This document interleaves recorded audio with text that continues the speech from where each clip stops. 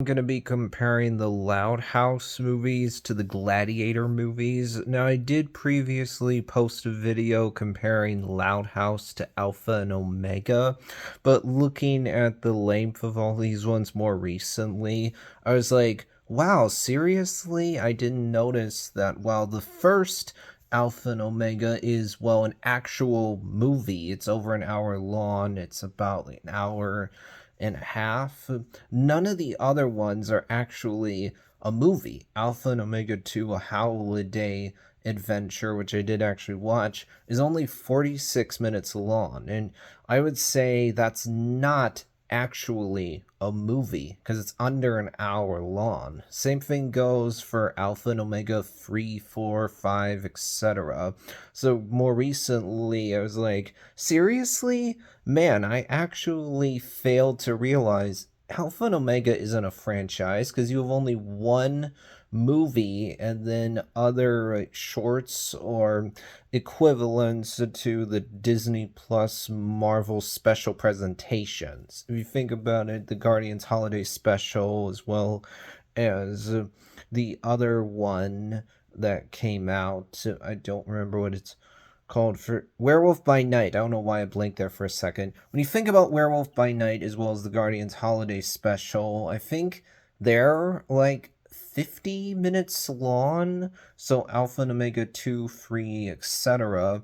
are about the same length as the Disney Plus MCU special presentations. And you wouldn't say the special presentations are movies. No, no, no, it's something different. So I don't know how it is that for some reason I just failed to notice this. That's pretty stupid. But now I'm going to compare Loud House to two Gladiator movies. This is actually pretty relevant because I just watched Gladiator 2 in theaters within the past week. I've seen Gladiator before.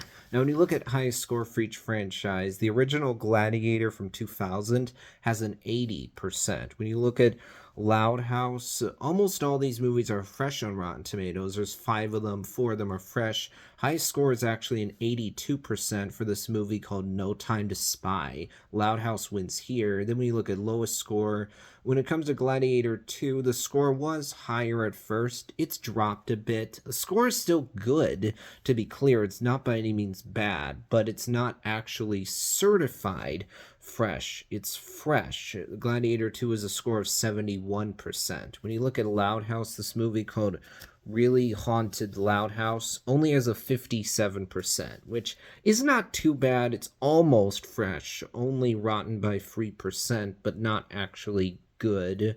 Then we look at average score. Loud House has an average of 68, while Gladiator has an average of 75. Gladiator has won 2 of the rounds so far. Loud House has won 1 of them. Then we look at gap between lowest and highest score with Gladiator pretty consistent, only a gap of 9%. When you look at Loud House, gap of 25%. Gladiator has won 3 of the rounds so far, so it'll be winning no matter what. And in this case, I'm easily going to pick Gladiator. For one, I've actually seen these movies. I haven't seen the Loud House movies. Now, I've seen some movies that are from Nickelodeon, to be clear, but not specifically Loud House. I mean, I've watched Rango, I've watched Hotel for Dogs, I've watched Dora and the Lost City of Gold. I think both Gladiator movies are good. I mean, is Gladiator 2 as good as the original movie? Maybe not, but that doesn't in any way make it bad. It seems to me like there's some people who went into Gladiator 2 with unreasonable expectations, and that led to disappointment. This is why I'd say, as long as you go into Gladiator 2 with reasonable expectations, I think you're going to have a good time with the movie. I think you're going to enjoy it. When you're following up a movie like Gladiator, that won Best Picture, is a classic, was received really well and propelled Russell Crowe up to the A-list, it's easy to go into a sequel thinking that this movie has to live up to those very high standards, those really high expectations, or else it's bad. And I strongly disagree with that thinking. When you look at Gladiator 2, is it perfect? No, I think that there are times where it does too much of the callback game calls back to the first movie a few too many times. When it comes to the action, could things have been dialed back in that regard?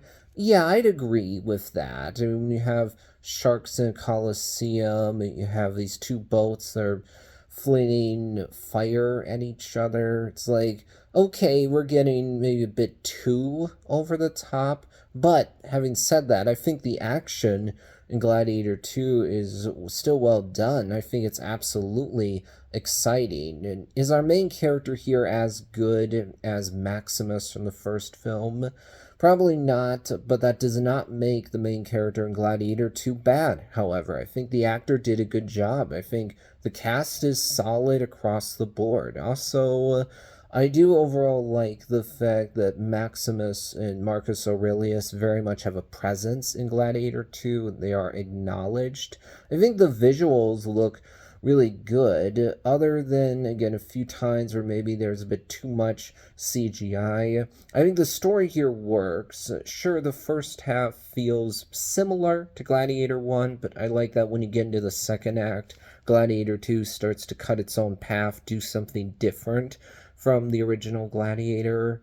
So overall, I'm glad I saw Gladiator 2 in theaters. I was pleased with it. I think quite a good amount of people were pleased as well. So in this case, I'm going to choose Gladiator 2, and thus we'll be winning this debate. That'll be it for this one.